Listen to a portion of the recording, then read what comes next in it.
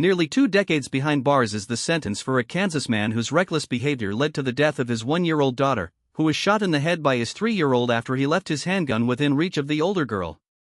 This tragic case is a stark reminder of the devastating consequences of gun owners failing to properly secure their firearms, especially when children are present.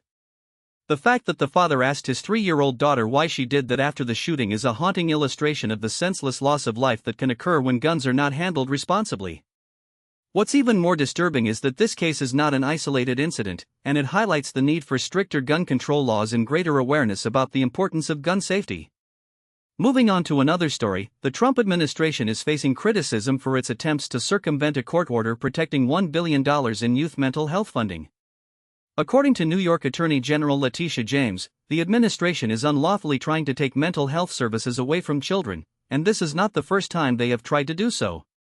The states are fighting back, and it will be interesting to see how this case unfolds.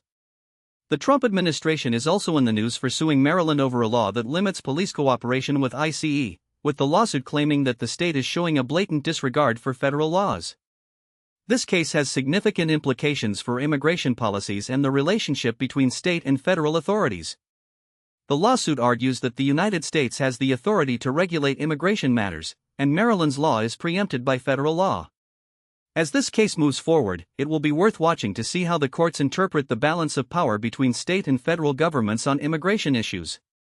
In other news, a woman in Iowa has learned her fate after her baby suffocated next to her while she was passed out, and the baby's body was found rolled into a trash bag.